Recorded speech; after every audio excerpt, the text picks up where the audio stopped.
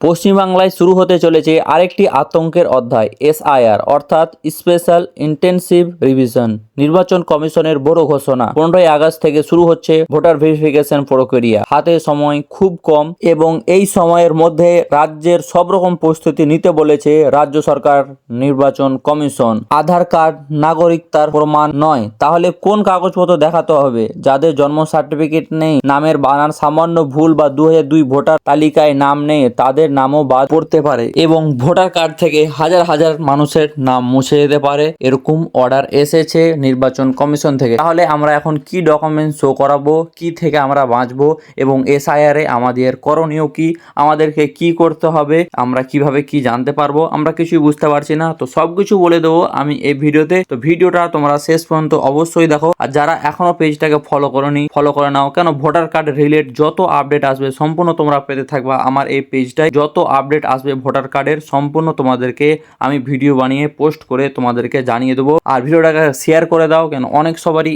জানা নেই এবং তাদের কাছে এই ভিডিওটা অনেক হেল্পফুল হবে। তারা এগুলো জানতে পেরে নিজে সতর্ক হতে পারে। ভিডিওটা তোমাদের আত্মীয় স্বজন হোক বা যে কারো কাছে হোক, সবারই কাছে শেয়ার করে দাও। তোমাদের ফেসবুক পেজেও শেয়ার করে দাও, ফেসবুক প্রোফাইলেও সবাই শেয়ার করে দাও। তো বেশি কথা না বলে চলো আজকের ভিডিওটা শুরু করি। এই নতুন প্রক্রিয়া 3 জেলায় শুরু হচ্ছে। প্রথমে তো হচ্ছে বিহারে তো তোমরা দেখেছো বিহারে কি হারে এসআইআর হওয়ার পর ভোটার কার্ড বাতিল হয়েছে। এবং দ্বিতীয় আমাদের টার্গেট নিয়েছে নির্বাচন কমিশন পশ্চিম বাংলাকে। হ্যাঁ, নির্বাচন কমিশন নিয়েছে, তার মানে পশ্চিম বাংলায় অনেকগুলো ভোট এখন বাতিল হতে চলেছে। 15ই আগস্টের পর থেকে এগুলো সব শুরু হবে। টার্গেট নিয়েছে নির্বাচন কমিশন। তোমরা যদি 2002 এর ভোটার লিস্টে চেক করতে চাও, আমি গত ভিডিওতে বলে রেখেছি যে তোমরা নিজের ভোটার লিস্টে নাম আছে কিনা সেটা কিভাবে চেক করবো। আমি পোর্টালে লিঙ্কও দিয়ে রেখেছি ভিডিওতে, তো তোমরা সেই ভিডিওটা দেখো। আর 2002 এর ভোটার লিস্টে তোমাদের নাম আছে কিনা সেটা দেখে নাও। 2002 এর ভোটার লিস্টে যাদের নাম না থাকবে তাদের বাবার নাম দেখা হবে, যার নিজেরও নাম না থাকবে এবং তার বাবারও নাম না থাকবে তাদের উপরে কড়া অ্যাকশন নেবে নির্বাচন কমিশন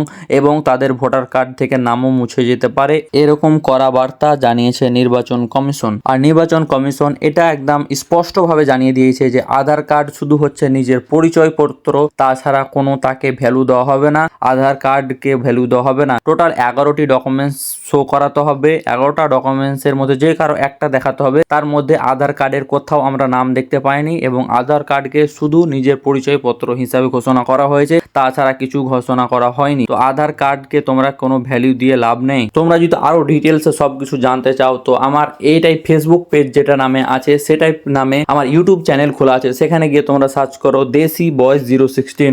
সেখানে স্পষ্টভাবে বলা দেওয়া আছে কি যে কি করলে তোমরা এই এসআইআর থেকে বাঁচতে পারবা, আর যাদের জন্ম সার্টিফিকেট নেই তারা কি কি ডকুমেন্টস শো করাবা। তো তোমরা যাও ইউটিউবে গিয়ে ভিডিওটা দেখো। এই ভিডিওতে বানাতাম কিন্তু এই ভিডিওটা অনেক বড় হয়ে যাবে।